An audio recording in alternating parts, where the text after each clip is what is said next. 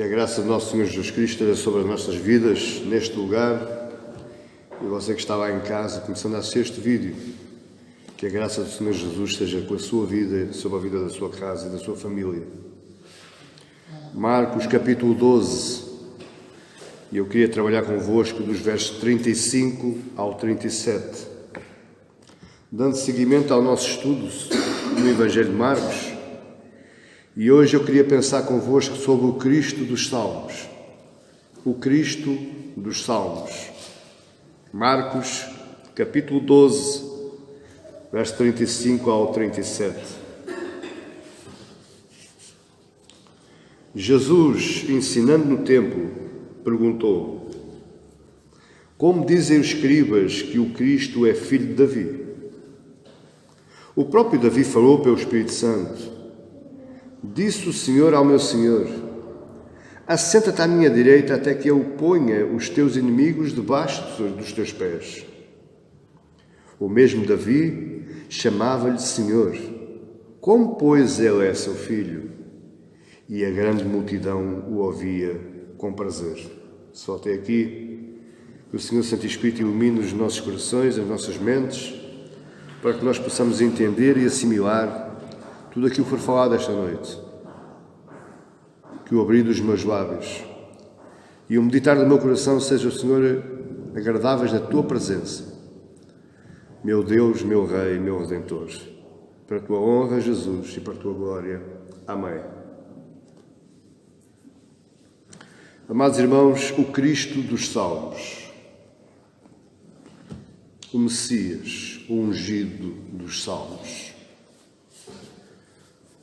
A título introdutório, para nós percebermos, nós estamos na última semana de vida de Cristo aqui na Terra. Nós estamos na última semana do ministério público de Jesus. Possivelmente nós estamos numa terça-feira. Daqui a 2 dias, ele iria ser entregue àqueles que o iriam condenar à crucificação. Ele ainda está no templo.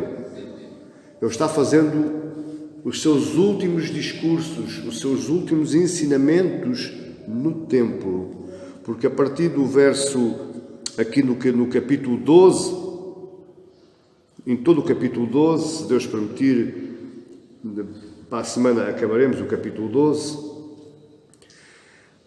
Em todo o capítulo 12 nós vemos que Jesus tem vários debates com os religiosos da época.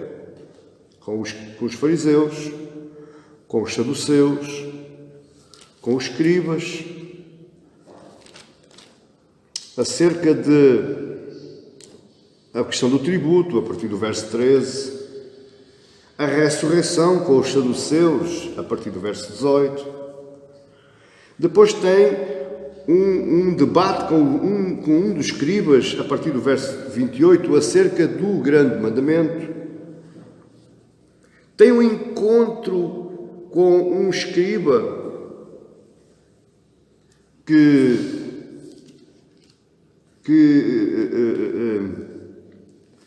se encontra com a ideia de Cristo acerca do grande mandamento, acerca do que é o grande mandamento. E agora temos aqui tipo um monólogo de Jesus, porque ele faz a pergunta e ele quase que responde à mesma pergunta no tempo, discursando no tempo. A partir do capítulo 13, eu preciso que você entenda isto. Jesus vai sair do templo. Jesus vai passar a ensinar os seus discípulos à parte e ele nunca mais vai voltar ao templo e nunca mais voltará ao templo. E quando eu digo voltará, é mesmo nunca mais voltará ao templo. Amém? Você percebeu? Ele, no capítulo 13, ele sai do templo e ele nunca mais vai voltar ao templo de Jerusalém. Porquê? Primeiro, porque com a sua morte o véu se rasgou. Diz a Bíblia que quando Cristo expirou e disse: Pai, nas tuas mãos entrego o meu espírito, o véu do templo se rasgou de alto a baixo. Houve uma abertura uma abertura na separação. Com esta abertura na separação, com este rasgar do véu, o templo perdeu a sua função. Porque agora já não há mais separação entre o lugar santo e os santos santos. Agora já, porque o sacerdote podia entrar no lugar santo, mas só o sumo sacerdote uma vez por ano é que podia entrar no lugar, no santo dos santos. Quando Jesus rompe o véu, é como se dissesse, agora a passagem para a presença do meu Pai está livre a qualquer um. Já não é preciso mais tempo, o templo perdeu a sua função.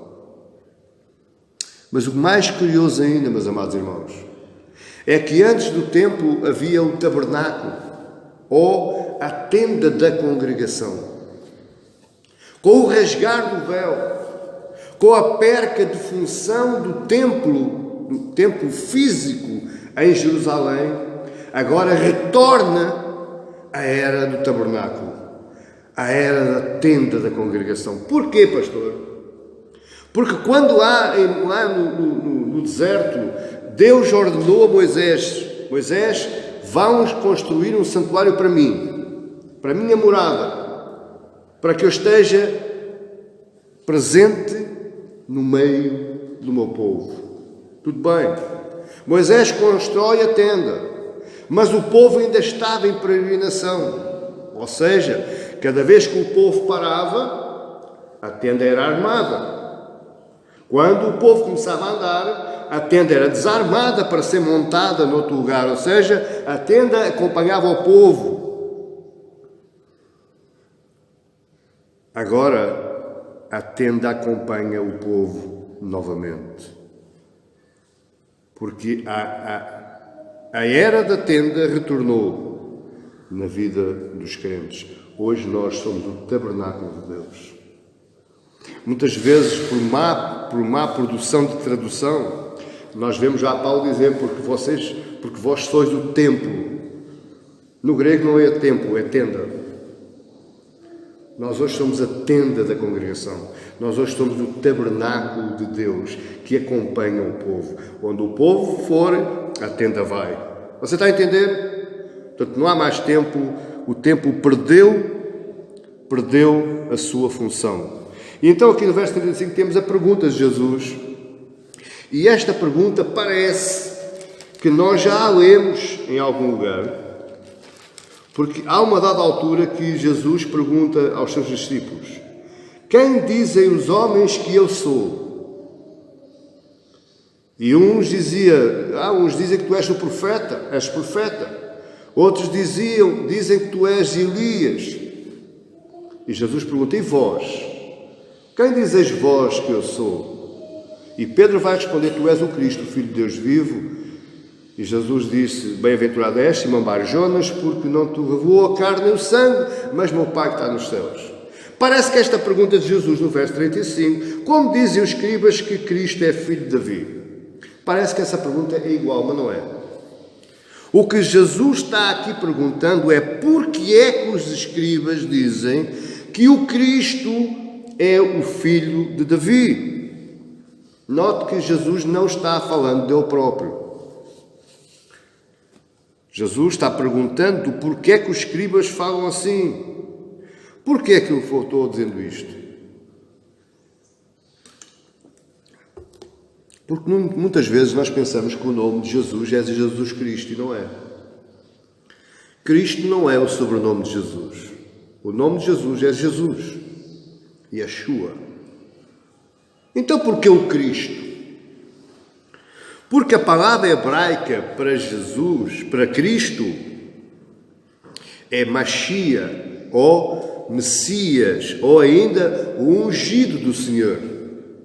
E a palavra grega para Cristo é Christos, que quer dizer ungido do Senhor. Então é Jesus, o ungido do Senhor. Jesus, o Machia, o Messias. Portanto, para nós percebermos, Cristo não é o sobrenome de Jesus. Por isso é que nós hoje podemos dizer, e eu atrevo-me a dizer sem qualquer problema, eu posso depois se os meus irmãos quiserem provar com isso na Bíblia. Nós hoje somos os Cristos de Deus, porque nós hoje temos o mesmo Espírito que Jesus tinha. Nós hoje somos co-herdeiros com Jesus, o Cristos. Nós hoje temos acesso à família, somos filhos como Ele é filho. Ele é o primogênito e nós somos o resto a seguir. Você está entendendo? Portanto, nós hoje somos os Cristos de Deus. Nós somos os ungidos de Deus Pai em Cristo. Sendo que Jesus é o soberano e supremo Cristos. Jesus é o soberano e supremo ungido do Pai. Até aqui você está-me a apanhar? Para nós percebermos porque é que Jesus perguntou estas coisas. Porque parece que não tem anexo nenhum. É que Jesus, a partir do verso 38, ele vai começar a pregar. Guardai-vos dos escribas. E outras coisas. Mas aqui parece que Marcos fez uma pausa e coloca uma pergunta retórica, ou seja, uma pergunta com resposta própria, e que a resposta própria Jesus dá a resposta à pergunta que ele mesmo fez. Por outras palavras, o que Jesus queria saber era se os escribas acreditavam, e aqui é que está o cerne, olhe para mim, aqui é que está o cerne. Porque hoje existem muitos escribas no nosso meio evangélico. Hoje você está aqui hoje sentado, mas neste tema, neste assunto, você pode ser um escriba. Porque você pode estar a pensar da mesma forma que estes escribas estavam pensando.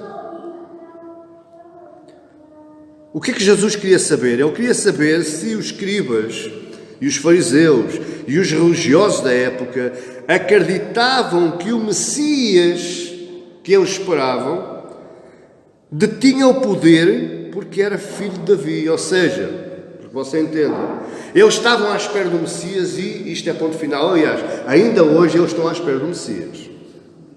Ainda hoje, em pleno século XXI, 2000 anos depois de Jesus vir, presta atenção, eles ainda estão à espera do Messias. Agora, o que Jesus queria saber é se o Messias que ele estava esperando era um Messias poderoso, porque era filho do rei Davi, que foi um dos reis mais poderosos da nação de Israel.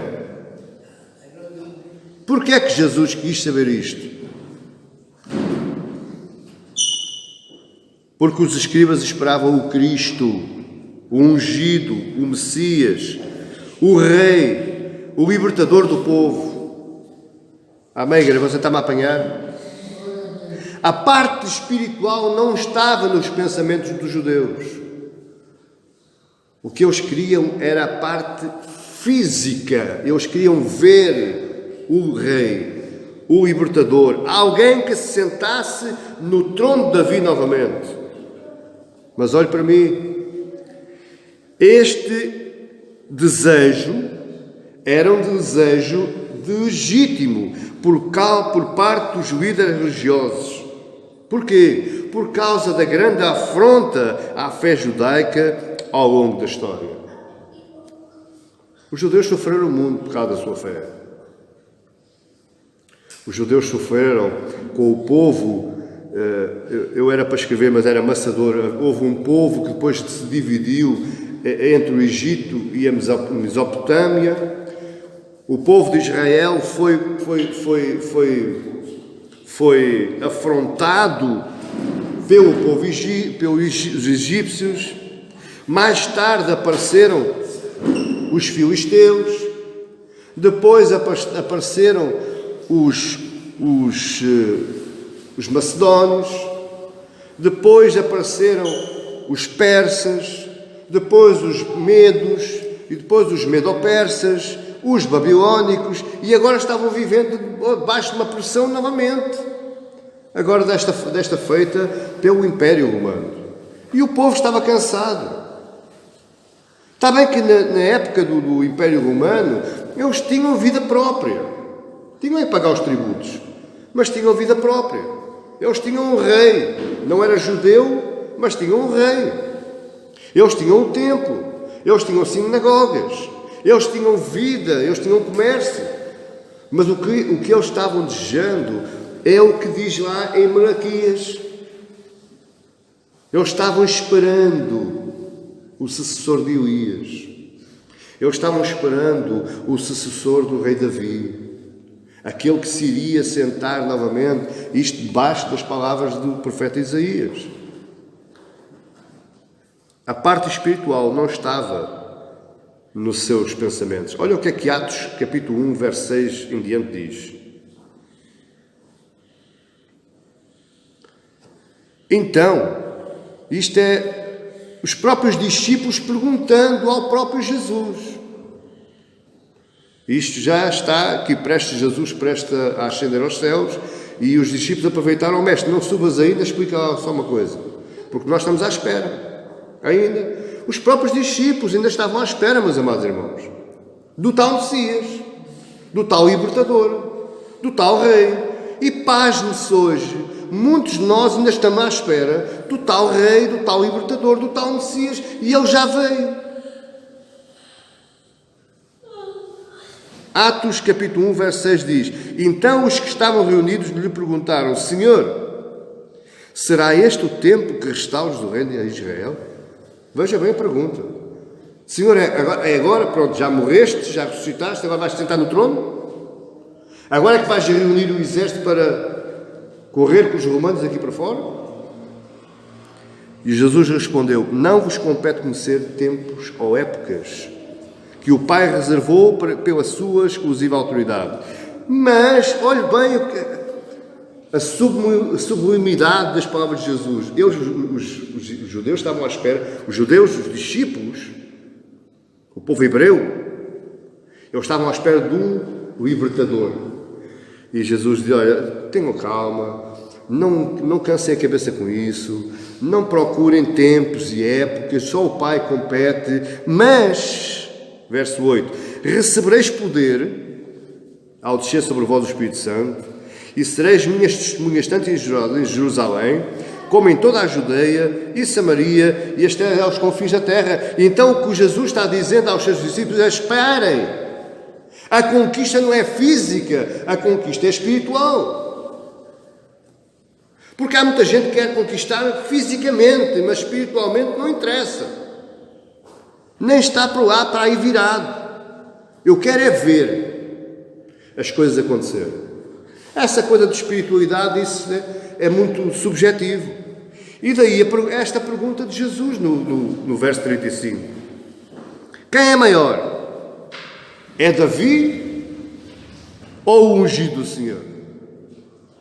Quem é maior? É Davi ou o Filho do Homem? Quem é maior? É Davi ou o Cristo? E Jesus responde à sua própria pergunta, verso 36. O próprio Davi falou pelo Espírito Santo. Disse o Senhor ao meu Senhor: assenta-te à minha direita, até que eu ponha os teus inimigos debaixo dos teus pés. Jesus estava citando o Salmo 110. O mesmo Salmo que lemos ainda há bocado. E o que Jesus citou foi o Salmo 110, verso 1. Salmo de Davi. Disse o Senhor ao meu Senhor: assenta-te à minha direita, até que eu ponha os teus inimigos debaixo dos teus pés. Se você reparar na sua Bíblia, tanto a primeira palavra Senhor como a segunda palavra Senhor, elas estão em maiúsculas. Então disse o Pai ao Filho: assenta-te à minha direita, até que eu ponha os teus inimigos debaixo dos teus pés. E aqui a resposta de Jesus é bem clara. O principal é Cristo, o ungido do Senhor. O principal é Jesus, o Filho de Deus. Davi é servo. Aqueles homens estavam totalmente enganados, deturpados. Se nós formos ver o Salmo 110, nós vamos ver, eu vou ler para vós, Salmo 110. Disse o Senhor ao meu Senhor: assenta-te à minha direita, até que eu ponha os teus inimigos debaixo dos teus pés. Recorde-se que isto é o Salmo de Davi, foi Davi que escreveu. O Senhor enviará de Sião o cetro do seu poder, dizendo: domina entre os teus inimigos. Apresentar-se-á voluntariamente o teu povo no dia do teu poder, com santos ornamentos, como o orvalho emergindo da aurora serão os teus jovens. O Senhor, Yahvé, jurou e não se arrependerá. Tu és sacerdote para sempre, segundo a ordem de Melquisedeque. O Senhor, novamente, à tua direita no dia da sua ira, esmagará os reis. Ele julga entre as nações, enche-as de cadáveres, esmagará cabeças por toda a terra. De caminho, bebe na torrente e passa de cabeça erguida. Agora, observado este salmo, de quem é que Davi está falando? Do Cristos, do ungido do Senhor. Davi está falando de Jesus. E repare que Jesus afirma no verso 36 que Davi falou ou escreveu inspirado pelo Espírito Santo. Foi Deus que deu inspiração a Davi para escrever sobre o seu filho, mas aqueles judeus estavam pensando que o próximo rei, o próximo libertador, o próximo remidor, que seria um dos filhos da linhagem de sangue de Davi. Exatamente igual a nós, muitas vezes. Davi nunca poderia estar a falar dele mesmo, nem de nenhum dos seus descendentes de sangue. Alguns estudiosos acreditam, por causa de Melquisedeque, que é o rei de Salém, um rei poderoso, que Abraão deu os dízimos de tudo aquilo que tinha conquistado. Nunca mais se ouviu falar dele, não se sabe quem era a linhagem, não se sabe quem era a família, e não se sabe até como é que foi a vida do homem e como é que ele morreu, aliás. Ele desapareceu do mapa completamente. Ele pouco se fala nele na Bíblia, fala só lá em Gênesis e depois Hebreus vai falar novamente. E alguns estudiosos acreditam que Melquisedeque era o próprio Cristo, o próprio Jesus. Foi ele que veio formar a ordem do sumo sacerdote, a sua própria ordem. Por isso é que Jesus, o Hebreus fala, e o Davi fala que é sumo sacerdote da ordem de Melquisedeque. Agora, precisamos perguntar constantemente ao nosso coração. E é uma pergunta importante que nós temos que fazer. Quem é maior que Jesus? Quem é maior que o Cristo na nossa vida? Na nossa maneira de agir, de falar, de pensar, de andar, de viver, de desejar. Porque, meu amado irmão, eu já ouvi tanta coisa. Eu já ouvi pastores dizerem: a minha esposa é a alma da minha vida. É nada. Quando ela morrer, eu caso com outra. Ai, o meu filho é tudo para mim. Eu vivo para o meu filho. É nada. Porque quando ele atingir a maioridade, ele vai-se embora e você fica sozinho mais a velha. Existem prioridades que nós temos que perguntar ao nosso coração. Quem é maior no meu coração que Jesus? Paulo vai responder algo sobre isto em 1 Coríntios 15. Mas de fato Cristo ressuscitou dentre os mortos, sendo ele as primícias dos que dormem. Visto que a morte veio para um homem, também para um homem veio a vida. Porque assim como em Adão todos morrem, assim também todos serão vivificados em Cristo. Cada um, porém, por sua própria ordem. Cristo as primícias, depois os que são de Cristo na sua vida. Então virá o fim, quando Ele entregar o reino de Deus ao Deus e Pai, quando houver destruído todo o principado, bem toda a potestade e poder, porque convém que Ele reine até que haja posto todos os inimigos debaixo dos pés. Veja, a mesma coisa que Paulo está falando, Paulo parece estar olhando para o Salmo 110. A mesma coisa que há aqui um paralelismo, porque disse o Senhor ao meu Senhor, assenta-te à minha direita até que ponha os teus inimigos debaixo dos teus pés. E Paulo está aqui dizendo, porque convém que Ele reine até que haja posto todos os inimigos debaixo dos pés. O último inimigo a ser destruído é a morte, porque todas as coisas sujeitou debaixo dos pés. E quando diz que todas as coisas estão sujeitas, certamente exclui aquele que tudo lhe subordinou.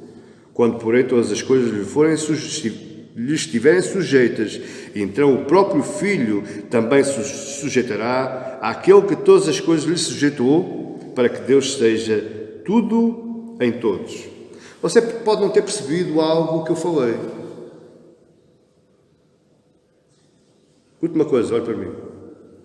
Israel está ainda esperando o Messias. Israel ainda está esperando o reino, o rei. O povo cristão ainda está esperando o rei. O rei vai voltar. O rei virá para reinar sobre a terra. Não sei onde é que eles foram buscar essa ideia, mas pronto. A Bíblia não foi. Jesus virá e reinará e nós somos seus súbditos, vamos estar todos numa mesa e por 1000 anos aqui. Não sei onde é que eles foram buscar essa ideia. Na Bíblia não foi. Mas uma coisa eu entendo aqui nas palavras de Paulo, verso 25. Porque convém que ele reine até que haja posto todos os inimigos debaixo dos pés. Convém que ele reine. Isto quer dizer que Cristo reina. Cristo já reina. Ele subiu aos céus, sentou-se à direita do Pai, não foi como servo, foi como rei. Até que todos os inimigos sejam sujeitos debaixo dos seus pés. Quando é que é isso? No dia do julgamento final. No dia em que o diabo e todos os seus seguidores serão lançados no lago que arde com fogo e enxofre. Mas não quer dizer, meu amado irmão, e eu quero enfatizar isto no seu coração. Olhe para mim. Porque isto faz toda a diferença. Isto faz sentido na nossa vida. Porque nós estamos esperando uma coisa que já é realidade. Nós estamos esperando sendo uma coisa que nós já somos. Nós somos reis e sacerdotes em Cristo Jesus. E se nós somos reis e sacerdotes em Cristo Jesus, então Jesus está reinando hoje. Jesus já é rei. Aquilo que Adão entregou nas mãos do diabo, Jesus foi aos infernos para lá buscar. Não é meu agora. Tudo está subordinado aos pés de Jesus, debaixo da sua vontade. Ele está subordinando tudo e todos. Cristo não vai reinar no futuro, meu amado irmão. Cristo não vai reinar no futuro. Se você ver o que é que Marcos diz aí no capítulo 1, que coisa! Isto faz toda a diferença. Capítulo 1, verso 15. Olha o que é que Jesus diz aí.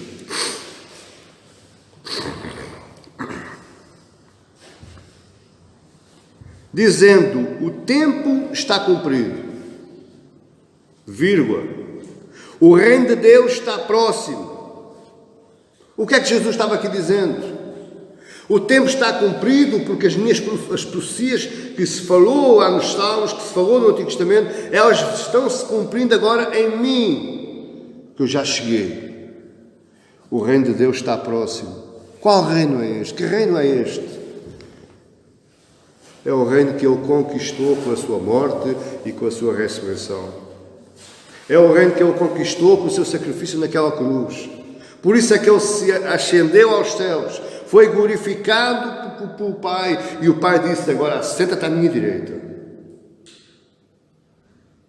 Assenta-te à minha direita e reina, que eu te colocarei todos os teus inimigos por baixo dos teus pés. Isto faz toda a diferença, a gente saber isto. Faz toda a diferença nós percebemos isto. Não importa como é que o mundo está, Cristo já reina. Não importa como é que a sua vida está, Cristo já reina. Não importa como é que a sua família está, Cristo já reina. Não importa como é que a igreja está, Cristo já reina. E reinará até ao dia em que todos os inimigos, inclusive a morte, que será o último inimigo a bater, estejam debaixo dos teus pés. Esta certeza, meu amado irmão, ela tem que trazer implicações à minha vida. Eu não estou à espera de algo que vai acontecer. Eu sei que já é real. Eu sei que já sou rei, porque Ele é rei. Sou sacerdote nele, porque Ele é sumo sacerdote da ordem de Melquisedeque, uma ordem que nenhum ser humano conseguiu se introduzir.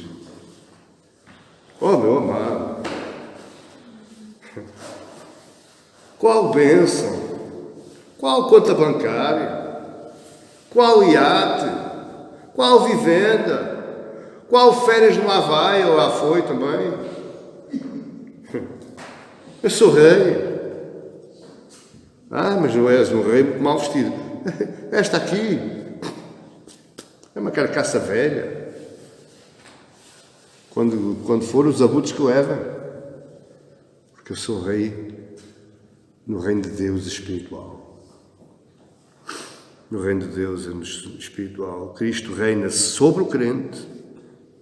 Cristo reina com o crente. E Cristo reina para o crente. Porque a Bíblia diz em Hebreus que Ele está sentado à direita de Deus, intercedendo incessantemente por aqueles que são seus. Por aqueles que são seus. Por isso, meu amado irmão, você pode descansar. Você pode descansar. Faz todo o sentido saber isto. Faz todo o sentido Mateus 6, quando ele diz: não andeis inquietos por coisa alguma. Porquê é que eu não vou andar inquieto? Porque Cristo reina sobre mim, comigo e para mim. Amém, igreja? Amém, glória a Deus. O crente pode descansar. Este mesmo Rei, este mesmo Cristo, este mesmo Senhor, este mesmo Jesus, Ele vai dizer em João 5,39: examinai as Escrituras. Vão lá ler. Vão meditar. Porque julgais ter nelas a vida eterna. E são elas mesmo que testificam de mim. Eu não posso ler as Escrituras, ficar à espera de uma coisa que há de vir. Não, eu tenho que ler as Escrituras e compreender que Ele já veio. Já é real. É uma coisa que não apalpo. Mas eu vivo. Eu reino com Ele. E Ele reina para mim e sobre mim. Não existe distância entre o Antigo Testamento e o Novo Testamento, como os homens querem colocar. Não existe distância. O Salmo 110 aponta para Cristo, aponta para Jesus, aponta para o Rei que é real hoje, que reina.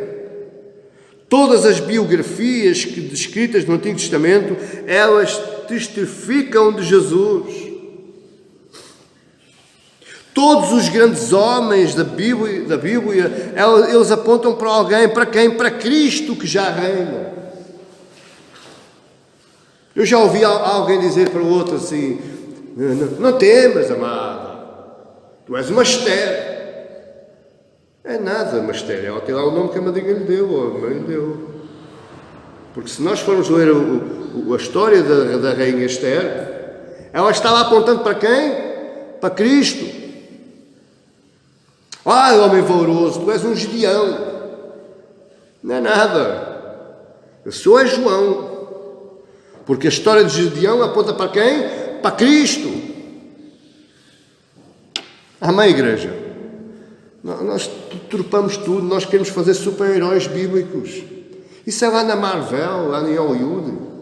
Há o Super-Homem, o Batman e o Tony Stark, o Homem de Ferro. Lá é que é os super-heróis. Aqui são homens e mulheres que foram utilizados por Deus para fazerem uma projeção de alguém que haveria de vir, que já veio e que reina hoje, que já reina. É isto que nós temos que entender. Esta passagem de Marcos parece que não tem nexo nenhum. Parece que Jesus estava chateado lá debaixo de uma árvore e estava falando com ele próprio. Só que percebendo estes 3 versículos, faz toda a diferença na minha e na sua vida.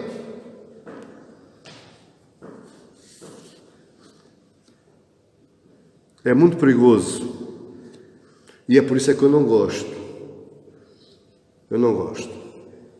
Eu amo o povo de Israel.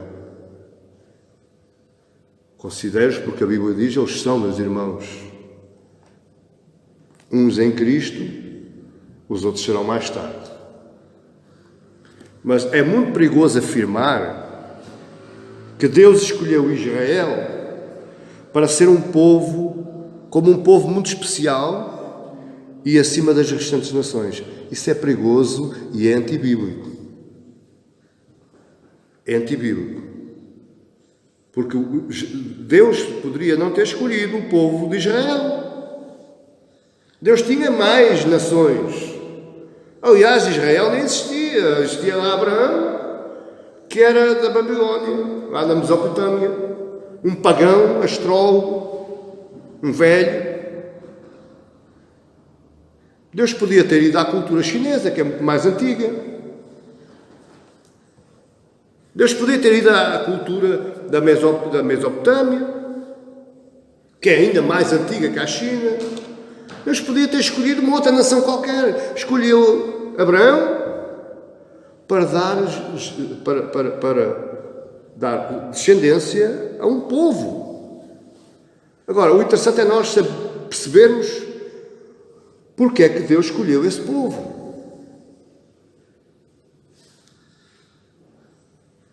Em nenhum momento da história da redenção fala que Israel que é especial. É claro que nós temos a Bíblia por causa do povo de Israel. Nós temos o nosso Redentor, Jesus Cristo, através do povo de Israel. Mas nós temos o avanço do Evangelho através do povo romano. Porque Deus deu a Israel, ao povo romano, para fazer estradas, caminhos, para que o Evangelho avançasse. Paulo utilizou as estradas romanas nas suas 3 viagens missionárias. Os apóstolos utilizaram as vias romanas para proclamar o Evangelho, primeiro em Jerusalém, depois em Samaria e depois até aos confins do mundo. Chegou aqui a Portugal o Evangelho através de quê? Através das vias romanas. A linguagem, Deus deu a Israel, os gregos, para quê? Por causa da linguagem. Porque o aramaico ou o hebraico é uma língua que já não se fala.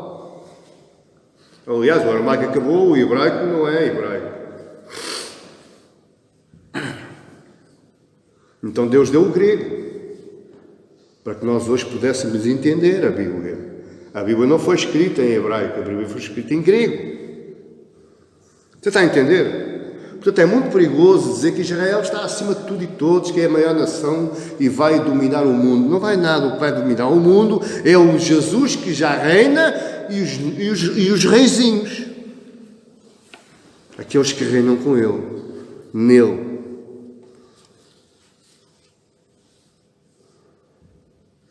O único objetivo para o qual Deus escolheu Abraão foi que da sua descendência, da descendência de Abraão, viesse o Cristo, o ungido, o Redentor.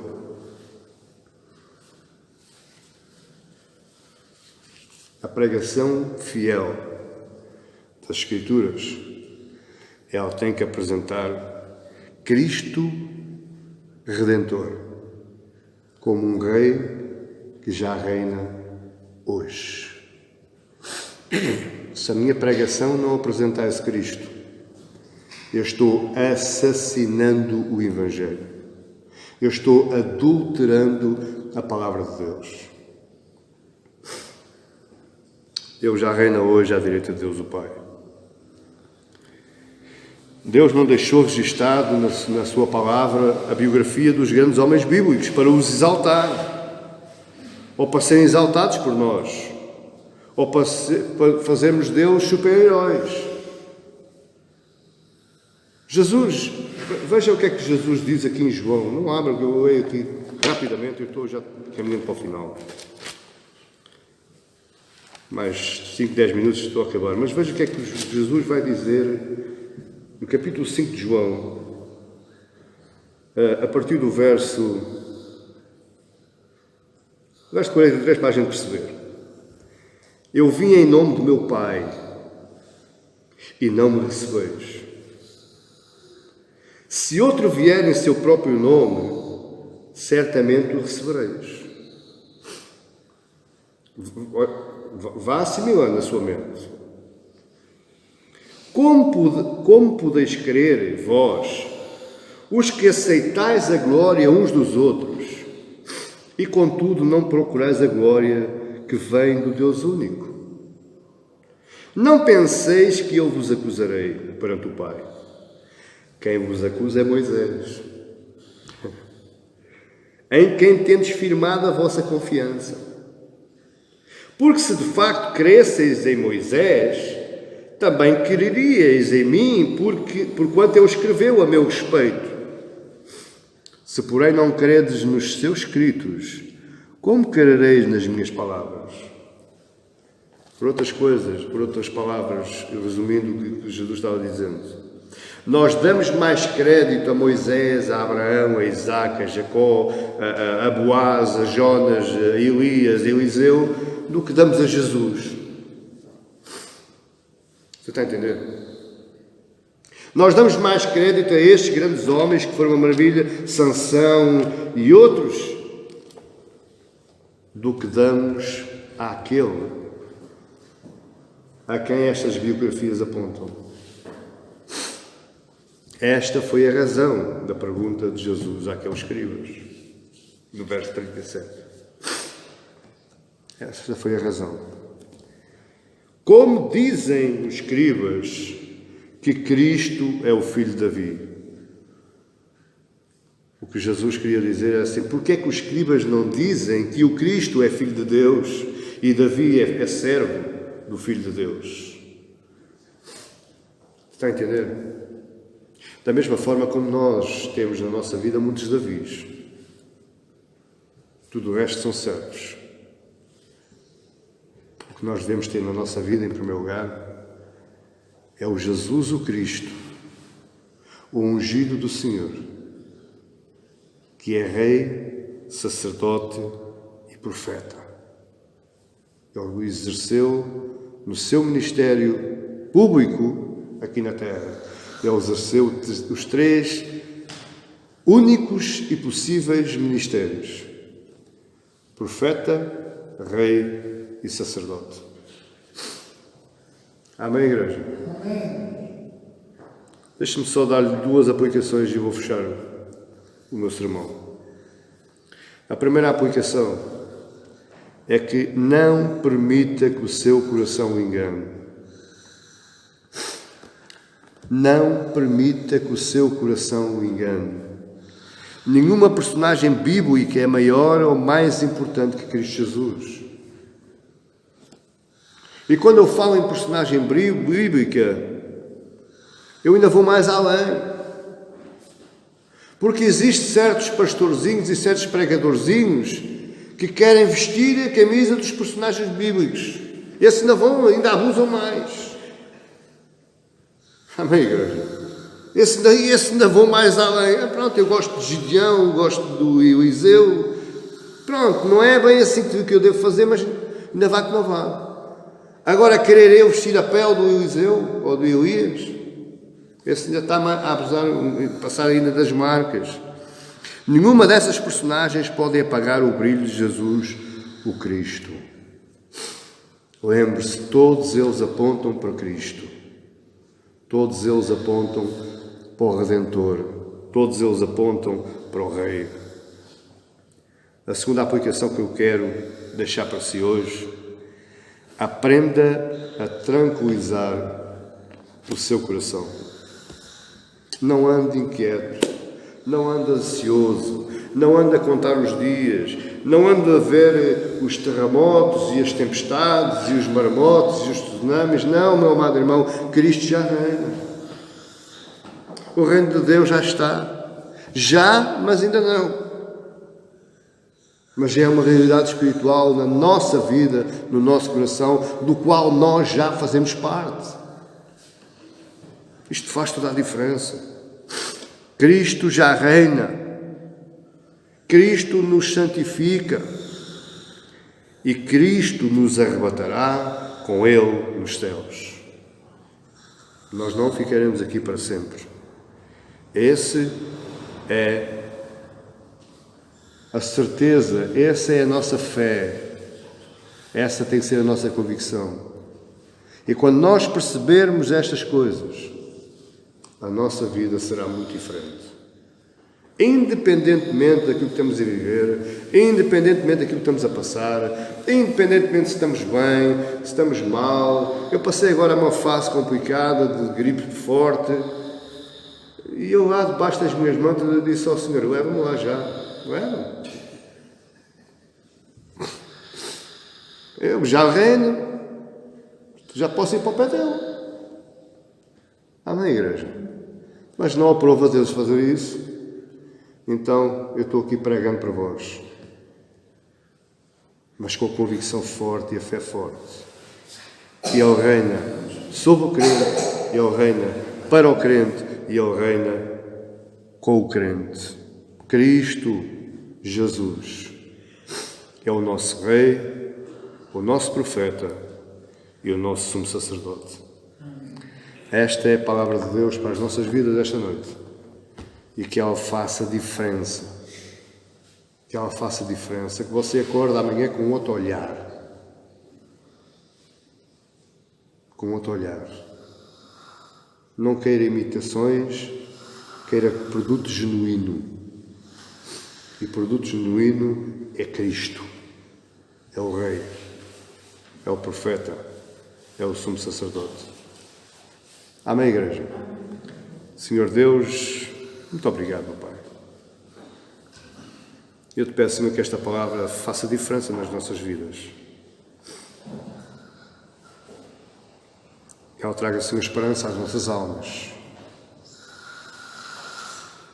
Que ela traga convicção. Que esta palavra seja o combustível da nossa fé, Senhor. Que arde em chamas, em esperança de um dia face a face o podermos ver. Em esperança, Senhor, de um dia nos podermos sentar à sua direita também. Nós sabemos, Jesus, Tu és o Cristo. Tu és o Filho de Deus vivo. Tu és aquele que pela glória e amor e compaixão do Pai desceu à terra. Encarnou e se fez homem. Andou no meio de nós. Nós sabemos, Senhor, Tu és o ungido do Senhor. Entregaste na mão dos carrascos. Foste crucificado, vertiste o Teu sangue. Executaste o plano eterno da redenção. A redenção de um povo para Te amar, para te glorificar, para te seguir. Eis-nos aqui, Jesus, esse povo, com o coração aberto para te servir aos teus pés, como te serves, mas sabemos que somos reis contigo também. Não aqui nesta terra, mas na espiritualidade nós já somos e seremos um dia mais tarde na eternidade. Te honramos e te glorificamos, Jesus. Dignificamos o teu nome, exaltamos o teu nome. Toda a honra, toda a glória, todo o poder, todo o domínio te seja dado, Senhor, pelos séculos dos séculos, desde agora e eternamente, para a tua honra e para a tua glória. Amém. E que Deus nos abençoe.